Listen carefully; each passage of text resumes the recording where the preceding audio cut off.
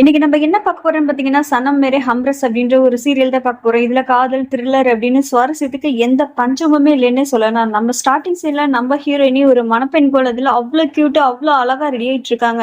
தூரத்துல இருந்து ஹீரோயினோட பேரை யாரோ சொல்றாங்க. ஹீரோயினியும் அந்த வழியா போகும்போது பூக்கள் எல்லாம் தூவிருக்காங்க ஹீரோயினிய வரவேற்கிறதுக்காக. நம்ம ஹீரோயினியும் அந்த பூக்கள் மேல காலை வச்சு போகும்போது அந்த பூக்கள் எல்லாமே நெருப்பு கனலா மாறுது. அடுத்த நிமிஷமே ஹீரோயினி அப்படின்னு சொல்லிட்டு கத்திட்டு எந்திரிக்கிறாங்க. எந்திரிச்சு பார்த்தா அது எல்லாமே கனவு. ஹீரோயினோட அம்மா என்னாச்சுமா அப்படின்னு கேட்கவும், அம்மா கால்லாம் எரியுதுமா அப்படின்னு சொல்லவும், ஹீரோயினோட அம்மா கால் அப்படியே தொட்டு பாக்குறாங்க. ஹீரோ ஒண்ணும் இல்லம்மா நல்லாதாம்மா இருக்குன்னு சொல்லிட்டு ஹீரோயினை சமாதானப்படுத்திட்டு, இது கனவு காண்றதுக்கான நேரம் இல்லம்மா, இது கனவை நினைவாக்குறதுக்கான நேரம், முதல்ல எந்திரிமா அப்படின்னு சொல்லிட்டு ஹீரோயினைய எழுப்பி விடுறாங்க.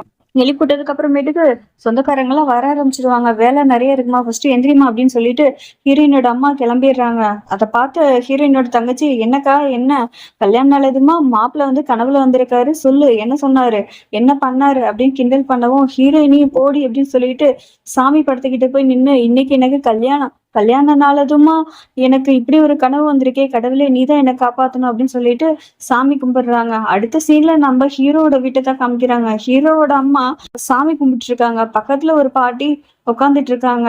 பாட்டி கிட்ட ஆசீர்வாதம் வாங்கலான்னு ஹீரோட அம்மாவும் பக்கத்துல போகவும், பாட்டி அந்த சைடு மூஞ்சியை திருப்பிக்கிறாங்க.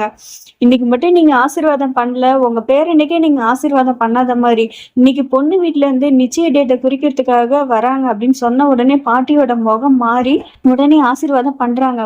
மாப்பிள்ளையோட சித்தி வந்து, அக்கா பூ வந்திருக்கு, எங்க வைக்கிறது, எங்க டெக்கரேஷன் பண்றதுன்னு வந்து சொல்லுங்கக்கா அப்படின்னு சொன்னோன்னே, சரி நான் வரேன் போ அப்படின்னு சொல்லிட்டு வராங்க. அதுக்கு ஹீரோனோட சித்தி வந்துட்டு சொல்றாங்க, அக்கா நான் உங்கள்ட்ட ஒண்ணு கேக்குறேன், நீங்க என் மேல கோவப்படக்கூடாது அப்படின்னு சொன்னவும், கேளு அப்படின்னு ஹீரோவோட அம்மாவும் சொல்றாங்க. எத்தனையோ பேர் வராங்க, விதினை பாக்குறாங்க, விதினுக்கும் பொண்ணை பிடிச்சிருக்கு, 2 பேருக்கும் பொருத்தம் நல்லாதான் இருக்கு. திடீர்னு பார்த்தாங்க அப்படின்னா கல்யாணம் நின்னு போயிருதே, ஏன்கா அப்படின்னு கேட்க, உனக்கு உன் வயசுக்கு தகுந்த மாதிரி கேள்வி கேளு, உன் வயசுக்கு செட் ஆகாத பொருத்தம் இல்லாத கேள்வியை தயவு செஞ்சு கேட்காத அப்படின்னு சொல்லிட்டு, உன்னோட ஆர்வத்தை தயவு செஞ்சு கட்டுக்குள்ள வச்சுக்கோ சரியா, வேலையெல்லாம் சரியா போய் நடக்குதா பாரு அப்படின்னு போய் போய் பாரு அப்படின்னு சொல்லிட்டு விரட்டி விட்டுறாங்க நம்ம சித்திக்காரிய, நம்ம ஹீரோட அம்மா. அடுத்த சீன்ல நம்ம ஹீரோ ஒரு போட்ல போயிட்டே இருக்கும்போது ஒரு பையனும் ஒரு பொண்ணும் போட்ல போறாங்க, பக்கத்து போட்ல போறாங்க. போகும்போது நம்ம ஹீரோ பார்த்து கையை காமிச்சிட்டு சிரிக்கிறாங்க. பதிலுக்கு நம்ம ஹீரோவும் கையை காமிச்சிட்டு சிரிக்கிறாரு. போட்டை ஓட்டிட்டு போறவரு, யாரா அது, யாரை பார்த்துடா சிரிக்கிறாங்க அப்படின்னு சொல்லிட்டு திரும்பி பாக்குறாரு. பார்த்தா யாரையுமே காணோம். நம்ம ஹீரோ திதி கொடுக்கறதுக்காக கோவிலுக்குள்ள வராரு. விதி நீ என்னை காப்பாத்து, என்னை காப்பாத்து, எனக்கு நீச்சல் தெரியாது, நீச்சல் தெரியாது அப்படின்னு ஒரு பொண்ணு பேசுற மாதிரியே கேக்குது. நம்ம ஐயரோ பூஜை எல்லாம் முடிச்சுட்டு அந்த பூஜை பொருட்களை போய் கங்கை நதியில போய் கரைச்சிட்டு வாப்பா அப்படின்னு சொல்லி தட்டை நம்ம ஹீரோ கிட்ட குடுக்குறாங்க. ஹீரோவும் அந்த தட்டை வாங்கிட்டு அப்படியே போகும்போது பாதி வழியிலேயே அந்த தட்டை கீழே போட்டுறாரு. படகுல பார்த்தா அந்த குழந்தை அப்படியே முழுகிற மாதிரி ஹீரோவோட கண்ணுக்கு தெரியுது. நம்ம ஹீரோவும் அப்படியே போய் காப்பாத்தலான்னு போகும்போது அவரே ஒரு கட்டத்துல முழுக ஆரம்பிச்சிடாரு. அவரை காப்பாத்துறதுக்கு நம்ம ஹீரோயினி அப்படியே களத்துல இறங்கி நம்ம ஹீரோயினியும் நம்ம ஹீரோவை காப்பாத்திடுறாங்க. காப்பாத்தி மேல கொண்டு வந்து போட்ட உடனே மூச்சு பேச்சு இல்லாம கிடக்குறாரு நம்ம ஹீரோ. அப்புறம் நம்ம ஹீரோயினி தான் வயிற்றுல கைய வச்சு அமுத்தி தண்ணியெல்லாம் வெளியில எடுக்கிறாங்க. ஒரு நிமிஷத்துக்கு அப்புறம் தான் சுயநலவே வருது நம்ம ஹீரோவுக்கு. சுயநலம் வந்ததுக்கு அப்புறம், உனக்கு கொஞ்சமாவது அறிவு இருக்கா, உனக்கே நீச்சல் தெரியாதப்போ நீ எப்படி ஆழமான பகுதிக்கெல்லாம் போலாம் அப்படின்னு சொல்லி ஹீரோவை பார்த்து திட்ட, உடனே ஹீரோ அங்க அங்க அப்படின்னு கைய காமிக்கிறாரு. ஹீரோயினியும் அங்க திரும்பி பார்த்தா அங்க என்ன இருக்கு அப்படின்னு சொல்லி கேக்குறாங்க. உடனே ஹீரோயினியோட ஃப்ரெண்டும், வா கல்யாணத்துக்கு நேரமாச்சு வான்னு சொல்லி ஹீரோயினிய கூட்டிட்டு போயிடுறாங்க. விட்ட பூஜையை தொடர்றதுக்காக நம்ம ஹீரோவும் போய் அந்த பூஜையெல்லாம் முடிச்சுட்டு கோவிலிட்டு போகும்போது ஹீரோவோட அம்மா ஃபோன் பண்றாங்க, வீடியோ கால் பண்றாங்க. என்னப்பா கிளம்பிட்டியா அப்படின்னு கேக்குறாங்க. நம்ம ஹீரோவும் கிளம்பிட்டேம்மா அப்படின்னு சொல்றாங்க. சரிப்பா பார்த்து வாப்பா அப்படின்னு சொல்லிட்டு போனை வைக்கும்போது ஹீரோவோட கழுத்துல இருந்த செயினை காணோம். அதை பார்த்த ஹீரோயினியோட அம்மா, கழுத்துல எங்கப்பா செயினை காணோம் அப்படின்னு கேட்க, ஹீரோவும் கழுத்தை விட்டு பாக்குறான், செயினை காணோம். இந்த பக்கம் முகூர்த்தத்துக்கு நேரம் வச்சு பொண்ணை கூட்டிட்டு வாங்கன்னு சொல்லி ஹீரோயினியும் வராங்க. மாப்பிள்ளை கழுத்துல அப்படி கரெக்டா மாலை போட போகும்போது, நிறுத்துங்க அப்படின்னு ஒரு சத்தம் கேக்குது. யாரா அது அப்படின்னு பார்த்தா போலீஸ் தான். போலீஸ் வந்து மரியாதையான கௌரவமான குடும்பத்துல பிறந்துட்டு ஏமா நீ எல்லாம் ஒரு பொண்ணாமா கல்யாண நாள் அதுமா ஒரு நகையை திருடி இருக்கியே அப்படின்னு ஹீரோயினி மேல பழி போட்டு பேசிட்டு இருக்க, ஹீரோயினியோட அப்பா இருந்துட்டு நீங்க ஏதோ தப்பா புரிஞ்சிட்டு இருக்கீங்கன்னு நினைக்கிறேன் அப்படின்னு சொன்ன உடனே, நீ இவரை கங்கை நதியில இருந்து காப்பாத்துறன்ற பேர்ல இவரோட செயினை நீ திருடி இருக்க அப்படின்னு சொன்ன உடனே அமைதியா இருக்க, என்ன அமைதியா இருக்க பதில் சொல்லு அப்படின்னு போலீஸ்காரங்க மிரட்டவும், அதை கேட்ட மாப்பிள்ளை வீட்டுக்காரங்க என்ன இவ ஒரு திருடியா? ஹீரோயினோட அப்பா இருந்துட்டு கொஞ்சம் பொறுமையா இருங்க உட்காந்து பேசினா எல்லாம் சரியாயிரும் அப்படின்னு சொல்லவும், ஒரு திருடிக்கு போய் என் பையனை எப்படி கல்யாணம் பண்ணி கொடுக்க முடியும்? அதெல்லாம் முடியாது. மாப்பிள்ளையோட அப்பா சொல்றாரு. ஹீரோயினோட அப்பா எல்லாரும் கையெடுத்து கும்பிட்டு கேக்குறாங்க, தயவு செஞ்சு என் பொண்ணோட கல்யாணத்தை மட்டும் நிறுத்திடாதீங்க. ஊருக்காரங்க சொந்தக்காரங்க எல்லாரும் இருக்காங்க, என் பொண்ணோட வாழ்க்கையே நாசமா போயிடும். கொஞ்சம் யோசிச்சு எதுவா இருந்தாலும் முடிவு பண்ணலாம் அப்படின்னு மாப்பிள்ளையோட அப்பா கிட்ட பேச, இவளை மட்டும் நாங்க கல்யாணம் பண்ணோம், எப்படி நாங்க தலை நிமிர்ந்து வெளியில நடக்க முடியும், நிம்மதியா எப்படி சாப்பிட முடியும், முடியவே முடியாது அப்படின்னு சொல்லிட்டு கல்யாணத்தை நிறுத்திட்டு மாப்பிள்ளையை கூட்டிட்டு போயிடுறாரு மாப்பிள்ளையோட அப்பா.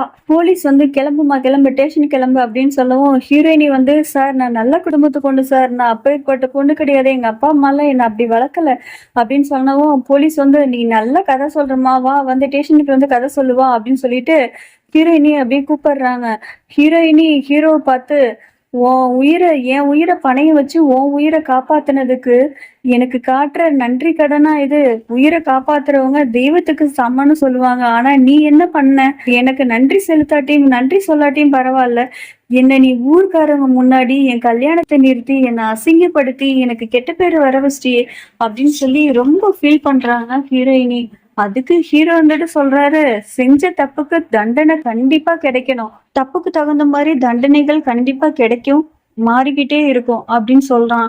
நீ இனிமே தப்பு பண்ணும்போது 100 தடவை யோசிக்கணும் அப்படின்னு சொல்றான். நம்ம ஹீரோயினி மேல பழி போட்டு பேசிட்டே இருக்கான் நம்ம ஹீரோ. போலீஸ் வந்துட்டு வா ஸ்டேஷனுக்கு போலான்னு கூப்பிடுறான். ஹீரோ வந்துட்டு கொஞ்சம் பொறுமையா இருங்க சார், இவளுக்கு இந்த தண்டனையே போதுன்னு சொல்லிட்டு போலீஸை கூட்டிட்டு நம்ம ஹீரோ போயிடுறான். ஹீரோ திரும்பவும் கோவிலுக்கு போய் பூச்சி பொருட்கள் எல்லாம் எடுத்துட்டு அப்படியே வெளியில அப்படியே மெதுவா நடந்து போகும்போது அவன் கண்ணுல அவனோட செயின் படுது.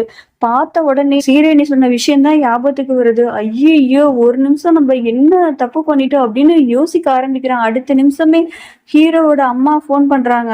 நடந்த விஷயத்துல ஹீரோட அம்மா கிட்ட சொல்றான். ஹீரோட அம்மாவும் டேய் கொஞ்சம் பொறுமையா இருற அப்படின்னு சொல்லவும், இல்லம்மா நான் ரொம்ப பெரிய தப்பு பண்ணிட்டேன், என்னால ஒரு பொண்ணோட வாழ்க்கையே போயிருச்சுமா, நாசமாயிருச்சுமா, அந்த பொண்ணுகிட்ட போய் நான் மன்னிப்பு கேட்டாதான் நான் கொஞ்சம் நிம்மதியா இருக்க முடியும் அப்படின்னு சொல்றான். அதுக்கு அம்மா இருந்துட்டு, நீ இப்ப போனீன்னா என்ன வேணாலும் நடக்கலாம், அந்த கிராமத்து மக்களோட மொத்த கோபமும் உன் மேல திரும்பும், தயவு செஞ்சு நான் சொல்றதை கேளு, முதல்ல வீட்டுக்கு வா அப்படின்னு அம்மா அட்வைஸ் பண்றாங்க. உடனே அந்த பையன் என்னால முடியாதுமா அப்படின்னு சொன்ன உடனே, அம்மா மேல ப்ராமிஸ், நீ தயவு செஞ்சு வீட்டுக்கு வா, பொறுமையா அந்த பொண்ணு வீட்டுல போய் பேசிக்கலாம், அந்த பொண்ணுக்கு என்ன செய்யணுமோ செஞ்சுக்கலாம், வா முதல்ல வீட்டுக்கு வா அப்படின்னு சொல்றாங்க. சரிம்மா நான் வரேம்மான்னு சொல்லிட்டு நம்ம ஹீரோவும் போறாரு. ஹீரோயின் வீட்டுல கல்யாணம் நின்று சோகத்துல எல்லாரும் வருத்தத்துல இருக்காங்க. ஹீரோயினியோட அம்மா சொல்றாங்க, இதெல்லாம் நடக்கணும்னு நம்ம விதியில இருந்திருக்கு அப்படின்னு சொன்ன உடனே ஹீரோயினி, இதெல்லாம் நம்ம விதியில இல்லம்மா, என் விதியில இந்த மாதிரி நடக்கணும்னு இருந்திருக்கு, உங்களை நீங்களே ஏமா பழி போட்டுக்கிறீங்க அப்படின்னு சொல்லி ஹீரோயினி வந்து அம்மாவை சமாதானப்படுத்துறாங்க. ஹீரோவோட வீட்டுல நிச்சயம் பண்ண பொண்ணு வீட்டுக்காரங்க எல்லாம் வந்திருக்காங்க. ஹீரோவோட அம்மா பதட்டமாவே கதவை பார்த்துக்கிட்டே இருக்காங்க. பொண்ணு வீட்டுக்காரங்க என்ன சம்மந்தி பதட்டமாவே கதவை பாக்குறீங்களே அப்படின்னு கேக்குறாங்க.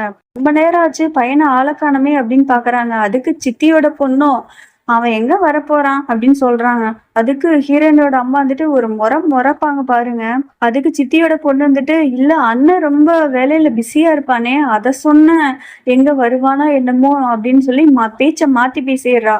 ஒரு வழியா ஹீரோவும் வீட்டுக்குள்ள வரா. ஹீரோவோட அம்மா வேகமா வந்து பாப்பா வா அப்படின்னு கூப்பிடுறாங்க. ஹீரோவும் அம்மா என்னவா நடக்குதுங்க அப்படின்னு கேட்கவும், உன்னை மாப்பிள்ளை பாக்குறதுக்காக பொண்ணு வீட்டுல இருந்து வந்திருக்காங்கப்பா அப்படின்னு சொல்லவும், அம்மா என்ன விளையாடுறீங்களா அப்படின்னு ஹீரோ பார்த்து கேட்க, கொஞ்சம் பொறுமையா இருப்பா, உனக்கேத்த சரியான ஜோடி, அதிர்ஷ்டமான பொண்ணு இவதான் என் உள்ளுணர்வு சொல்லிக்கிட்டே இருக்கு. ஹீரோவை சமாதானப்படுத்தி கூட்டிட்டு வந்து உட்கார வைக்கிறாங்க. ஹீரோ வந்து பொண்ணை பார்க்க பொண்ணுகிட்ட வந்து மாப்பிள்ளைய கல்யாணம் பண்ணிக்க சம்மதமான்னு கேட்க பொண்ணும் சம்மதம் அப்படின்னு சொல்லிடுறாங்க. அதுக்கு பொண்ணோட அப்பா இருந்துட்டு பொண்ணையும் மாப்பிள்ளையும் கொஞ்சம் தனியா பேசட்டும் அப்படின்னு கேக்குறாரு. அதுக்கு எல்லாரும் ஒரு மாதிரி திரு திருன்னு முழிக்கிறாங்க. ஃபர்ஸ்ட் தேதியை வந்து ஃபிக்ஸ் பண்ணிக்கலாம் அப்படின்னு சொல்லி பேச்ச மாத்துறாங்க.